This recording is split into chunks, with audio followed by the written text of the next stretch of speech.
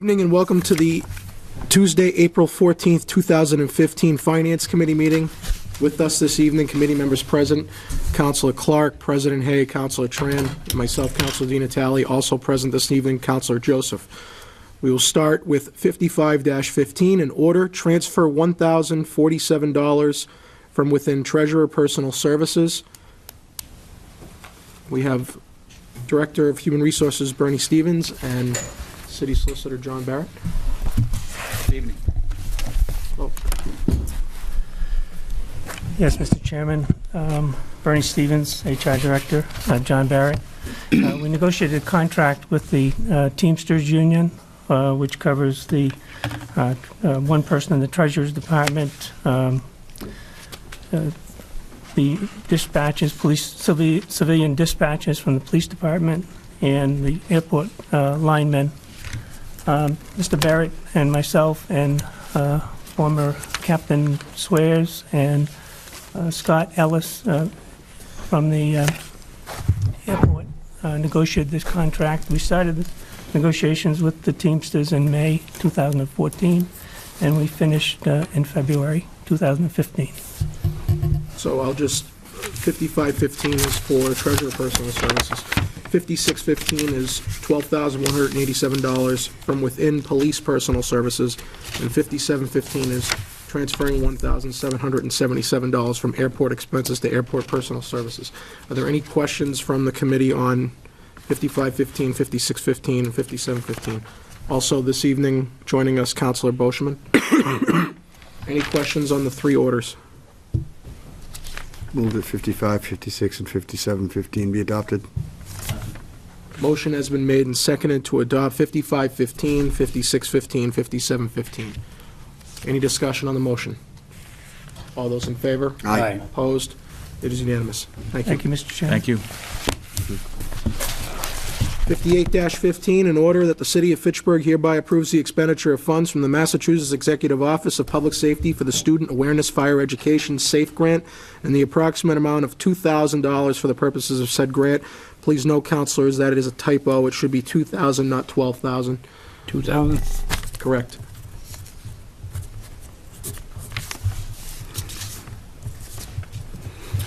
Phil Jordan, Fire Prevention Bureau. Thank you for making that correction. That is a $2,000 grant that's been written to the state. That's been approved. They transfer $2,000 of money. That grant money goes into the fire safety trailer that is not owned by Fitchburg, but it is parked in Fitchburg, and the Fitchburg Fire Department maintains that. That $2,000 goes into funding for repair of that trailer because it's a mid-state trailer. It goes out to 8 different communities and towns, and in that course of many kids going through it, we take care of repairing the damages and just the costs that incur of maintaining that trailer. That is what the $2,000 grant is for. So we're asking that that be transferred. Councilors, just so you know, we don't need an amendment to the motion, to the order, because the actual physical order has the correct amount on it. This was just a typo in the agenda. Councilor Tran, we also have this evening joining us Councilor Kuchmarek. Councilor Tran? Thank you, Mr. Chairman. I've seen this trailer and I think it's great. Oh, yep. It's an awesome trailer. How often do we bring the trailer to our schools and show them? In our program in Fitchburg, because of the finances we get for the SAFE grant, which is a different grant we file for, we get every first grade student, and that goes through 5 different schools. We average about 600-700 kids that we go through, plus we do a lot of public safety events. We just did an autism awareness night, a booth there. We'll do different things at the library. We've actually gone what I like to call a little bit of mutual aid run. We'll go down to Home Depot in Leominster, and we'll do some fire safety teaching down there, all through approval with our chief. So we help a lot of other communities as well as our own. But generally around 750 kids. And if you're not aware of the trailer, we can, it's storm safety, it's hurricane safety, it has strobe lights, it has smoke such as a fog machine, so the kids actually crawl below smoke. We have a few different fire scenarios, bedroom and kitchen fires that the kids actually learn how to make their own house safe. It's got a kitchen, a bedroom. We show all the home hazards, and we teach the kids appropriately. It's kind of a funny thing when you think about it, because we're actually going to the first graders, and they're actually going home and teaching their families, because either there's a language barrier or there's a whole group of people that completely miss the fire safety education at their age group. So it's the first graders are really making a difference. Is the first grade the only level that we're providing this awareness and like displaying the trailer to? As far as the trailer, yes, for funding, yeah, it's the first grades that we get through. We do a private lesson in the classroom, and then we do we bring the trailer to each one of our schools, and we do include the private schools, and we do a secondary lesson in the trailer. One is for talking about it in a video, and the next is actually reinforcing it by actually doing it in the safe trailer. And that pretty much expends the funds once we get into that. I mean, it takes more than one instructor to handle, 28 kids in the trailer. It usually takes 2 to 3 of us. I try to do 2, but sometimes it does take 3 people, depending on some of the classrooms. Council Boschman? Question, Yep. when you go to Home Depot and you go to the school, is this all volunteer work from the fire department, or do you get paid? Well, we get paid, and we'll take it out of the SAFE grant, and it's state money, so I get approval through the chief. And he says, yeah, he says if they need the help, and his thought is that we have a lot of Fitchburg citizens that actually go out and shop in those places, and the chief's made a very, very good commitment to us in the fact that my grant, when I run out of money and the Public Works Yard has an event, find money in his own budget to make sure that he sends somebody down there, and it's well shown by the Fitchburg Fire Department, so I applaud him for his help in that. Now, the other question is, when you're at Home Depot, you get paid for that, and there's no overtime on this job, is it? Correct, no. No It all overtime comes out whatsoever? all the money is from the state grant. Nothing comes out of the city of Fitchburg. All right. It's all a written grant. All right, thank you. Move 05815 be adopted. Second. Motion made and seconded that 05815 be adopted. All those in favor? Aye. Opposed? It is unanimous. Thank you, Mr. Jordan. 5915, order appropriate $32,500 to be credited to Central Steam Plant Environmental Cleanup and charge against available funds. Sassa. Good evening, councilors. The appropriation request before you tonight is to continue funding the city's responsibility for cleaning up the oil leak into the Nashua River by the Central Steam Plant. You may recall that about 2 years ago, an oil leak was discovered in the Nashua River adjacent to the Central Steam Plant, and both the EPA and the DEP were involved in trying to stop that leak, but were unable to do so, and they mandated that the city take steps to at least capture the oil in the river, with the long-term goal, of course, to be able to find the source of that oil leak and ultimately abate the problem. That actually brings up another concern or question which will be coming before the council in a future appropriation request, so that we can actually demolish the Central Steam Plant, because it is believed that the oil leak is coming from somewhere in the plant, either through a perimeter drain or some other drain that has, to this date, been unidentified. So my question is, what questions? First is, would you happen to know how much money has the city, not including this 32.5, have we spent on this cleanup? It's probably, I would have to check, but it's approaching $100,000, I believe, at this point. And there's always been plans to demolish the Central Steam Plant, correct? That's correct. Is there any anticipated emergency funding that is going to be coming down the pike for this? We did apply for and receive a grant from the Mass Development under their Pad Ready program to demolish the Central Steam Plant. And How also, much was that grant for? the grant was for $500,000. And at the time, we'd hoped that that would be a sufficient amount to actually demolish the plant.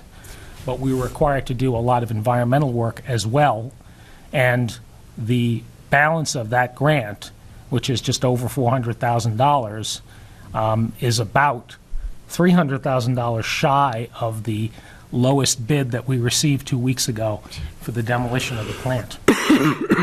So, okay, so this 32.5 is to attack the direct problem right now of the oil in the river. That's correct. Basically like a Band-Aid for right now. But What we did was we calculated the cost to continue operating the booms in the river for an additional 6 months. So this would carry us through November of 2015 in anticipation that we would be able to award a contract to demolish the central steam plant, and that by October or so, we would be in the position to conduct the excavation and the identification of the oil leak and stop that permanently. so the lowest bid we received is just $300,000 more than what we got for a grant? So That's correct. Now, I am including the cost in that estimate of demolishing the smokestack and the silos that are on separate, they're separate standing buildings. But the cost that we received for those two alternates together was just under $60,000. And because that's such a good competitive price, and because the chimney especially represents a future liability to the city because it's already cracked and eventually will have to be demolished, this would be our best opportunity to tear those down at low cost. So what is the time, let me start with this. How much of what is the main reason why the estimate or the bid came in so higher than what we had for a grant? Did we miss something in the grant writing process did we miss a cost, or did we just totally underestimate what this would cost us? I think we anticipated that the cost might very well exceed $500,000. There have been instances where we've seen very competitive bids, just most recently when the Redevelopment Authority tore down the two buildings by the municipal offices. They got bids that were $200,000 under the lowest estimate because it was highly competitive, and we were hoping to be as lucky as they were. However, this particular building, because it has such an extensive problem with asbestos within the building, and because we did actually get a proposal to tear this building down about 4 or 5 years ago when we were demolishing a couple of the outbuildings at the central steam plant. There were a couple of small buildings we were able to demolish there. At that time, the contractor offered to tear down the central steam plant building, not the chimney or the silos, for $300,000. And at the time, his feeling was that the asbestos abatement would cost him about $300,000, but that the price of salvage and steel was worth almost that full cost. So he felt that the demolition work itself was about $300,000, and that's what he would charge us. Effectively, he said, we'll tear down the building for $299,000 and charge you $1,000 for the rest of the work. When do you anticipate, is this going to be coming before us soon?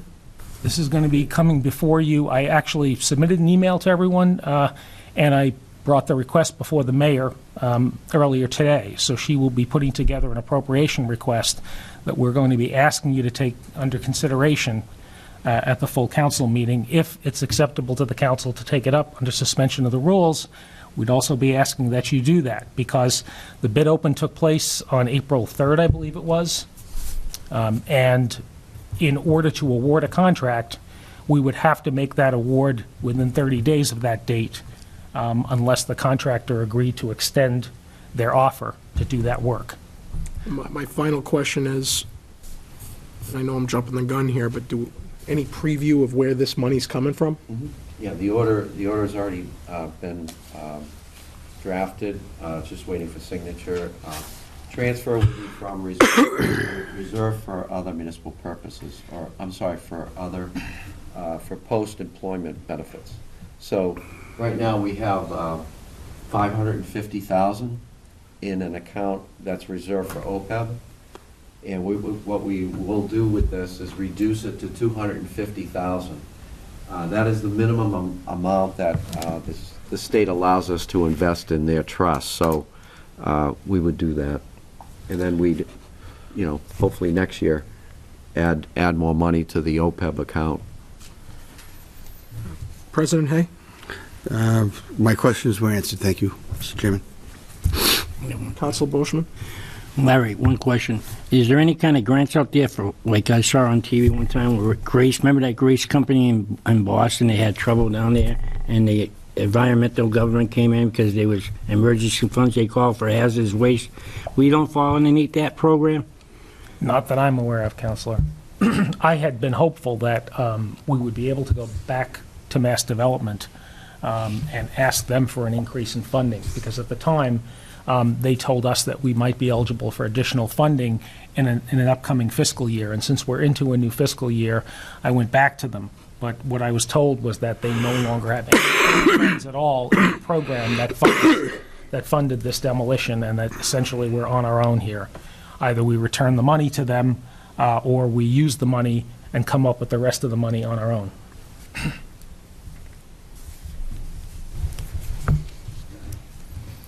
It's really a dilemma that doesn't have a good solution either way, because we could decide to let the building stay as is.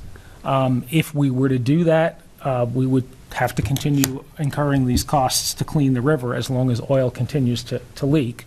I couldn't predict how long that will be, but it's been a couple of years so far.